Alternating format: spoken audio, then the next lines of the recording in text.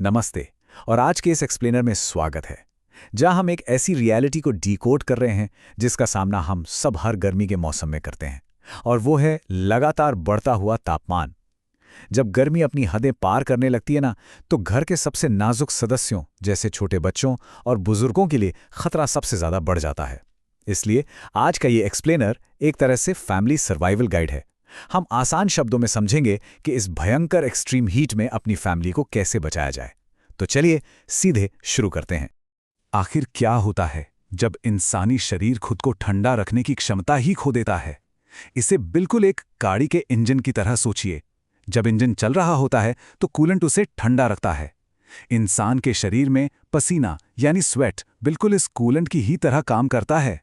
लेकिन जब बाहर गर्मी बहुत ज्यादा होती है और लगातार धूप लग रही होती है, तो ये कूलिंग सिस्टम फेल होने लगता है। शरीर ओवरहीट हो जाता है और बस यहीं से हीट इलनेसेस का खतरा शुरू होता है। ये खतरा कितना बड़ा हो सकता है, आइए देखते हैं। Section 1 types of heat illnesses, minor spasms से लेकर मेजर थ्रेट्स तक। शुरुआत करते हैं कुछ ऐसी समस्याओं से जो असल में शरीर की तरफ से अर्ली वार्निंग साइंस होती हैं, जैसे कि हीट क्रैम्प्स। अगर कोई हैवी फिजिकल एक्टिविटी हो रही है तो मांसपेशियों यानी मसल्स में बहुत दर्दनाक ऐंठन या स्पाज्म्स हो सकते हैं। उसके बाद आता है हीट रैश, जिसमें गर्दन, छाती या ग्रॉइन एरिया पर लाल रंग के छोटे छोटे छालों का गुच्छा बन जाता है। और सनबर्न तो हम सब जानते ही हैं, जली हुई लाल और दर्दनाक त्वचा जिसमें छाले भी पड़ सकते हैं। अब इन्हें माइनर जरूर कहा जाता है, लेकिन ये इस बात का इशारा है कि बस अब आगे रुकने का वक्त आ गया है। जब भी ऐसा कुछ हो तो तुरंत छांव में आराम करना चाहिए, पानी पीना चाहिए और स्किन को बिल्कुल ठंडा और सूखा रखना चाहिए। Section 2 exhaustion versus heat stroke, इनके बीच का क्रिटिकल डिफरेंस। इन दोनों के बीच का फर्क समझना ही एक्चुअली जान बचाने की सबसे बड़ी कुंजी है। एक तरफ है हीट एग्जॉशन। इसके लक्षण क्या हैं? बहुत ज्यादा पसीना आना, त्वचा का ठंडा, पीला और चिपचिपा यानी क्लैमी हो जाना। पल्स तेज होगी लेकिन काफी कमजोर फील होगी। साथ ही थकन, चक्कर आना और उल्टी जैसा महसूस होने लगता है। अब इसके बिल्कुल उलट दूसरी तरफ है हीट स्ट्रोक, जो एकदम अलग और सच में द्रवानी स्थिति है। इसमें पसीना आना बिल्कुल बंद हो जाता है, त्वचा एकदम लाल, गर्म और सूखी हो जाती है। शरीर का तापमान 104 डिग्री फ़ारेनहाइट के भी पार चला जाता है। पल्स बहुत तेज और स्ट्रांग हो जाती है और इंसान अपना होश खोने लगता है या बहुत कंफ्यूज हो जाता है। जैसा कि हमने उस इंजन वाले एग्जाम्पल में समझा था, हीट स्ट्रोक का सीधा सा मतलब है कि शरीर का कूलिंग इंजन पूरी तरह से फेल हो चुका है। Section 3 immediate steps for emergencies, on the spot action plans. अगर किसी को हीट एग्जॉस्शन हो रहा है तो तुरंत ये 4 कदम उठाने हैं। सबसे पहले उन्हें किसी ठंडी, छायादार या एयर कंडीशन जगह पर शिफ्ट करें। दूसरा कदम, अगर उन्होंने टाइट या भारी कपड़े पहने हैं तो उन्हें ढीला कर दें। तीसरा, उनके शरीर पर ठंडे और गीले कपड़े रखें, या अगर पॉसिबल हो तो ठंडे पानी से नहलाकर बॉडी टेम्परेचर कम करें। और आखिरी कदम, रिहाइड्रेट करने के लिए उन्हें धीरे धीरे पानी या कोई स्पोर्ट्स ड्रिंक पिलाएं। अगर ये चारों स्टेप्स तुरंत फॉलो किए जाएं तो लगभग 30 मिनट के अंदर हालत में सुधार आना शुरू हो जाना चाहिए। लेकिन यहाँ 1 मिनट रुककर ध्यान दीजिए।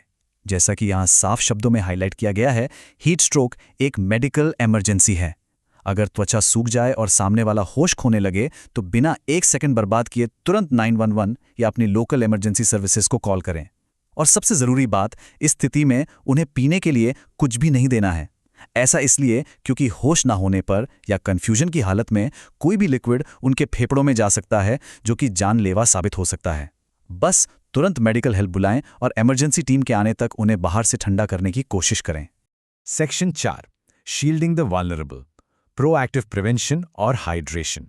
दिन में सुबह 11 बजे से लेकर दोपहर 3 बजे तक का वक्त सबसे क्रिटिकल होता है, क्योंकि तब धूप सबसे तेज होती है। इस दौरान घर के अंदर एक ठंडा माहौल बनाए रखना बहुत जरूरी है। फैंस या एसी का इस्तेमाल करें, कर्टन्स लगाकर धूप को अंदर आने से रोकें और इस वक्त बाहर निकलने से पूरी तरह बचें। एक और बहुत अच्छी और जरूरी आदत है अपने आसपास के बुजुर्ग पड़ोसियों का हालचाल फ्रीक्वेंटली पूछते रहना। उम्र के साथ शरीर की टेम्परेचर रेगुलेट करने की क्षमता कमजोर हो जाती है, इसलिए उन्हें इस गर्मी में थोड़े एक्स्ट्रा ध्यान की जरूरत होती है।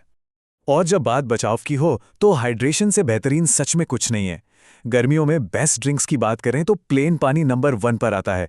खास तौर पर अगर बाहर हैं तो हर घंटे 2 से 4 कप पानी जरूर पीना चाहिए। नारियल पानी भी एक एक्सीलेंट ऑप्शन है क्योंकि ये नेचुरल इलेक्ट्रोलाइट्स को वापस लाता है और छाछ या बटर मिल्क शरीर से निकले नमक की कमी को पूरा करता है।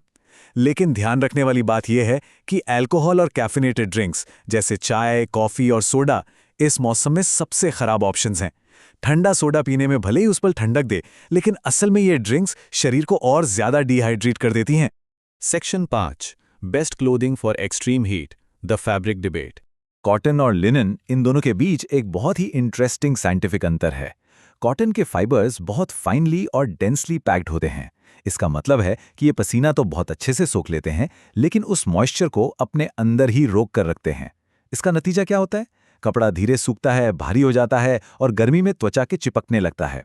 वहीं दूसरी तरफ लिनन के फाइबर्स खोखले और थोड़े सख्त होते हैं।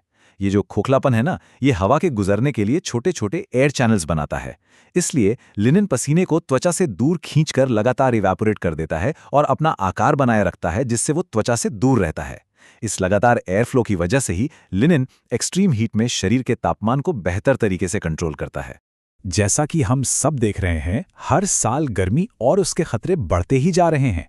तो एक आखिरी और सबसे बड़ा सवाल ये उठता है, क्या परिवार इन लगातार बढ़ते तापमान में अपने सबसे नाजुक सदस्यों को बचाने के लिए पूरी तरह तैयार हैं? इन छोटी छोटी बातों को ध्यान में रखकर, जैसे अर्ली साइंस को पहचानना, सही कपड़े चुनना और पूरी तरह से हाइड्रेटेड रहना, एक बहुत बड़ा बदलाव लाया जा सकता है। आज के इस एक्सप्लेनर में जुड़ने के लिए बहुत बहुत शुक्रिया।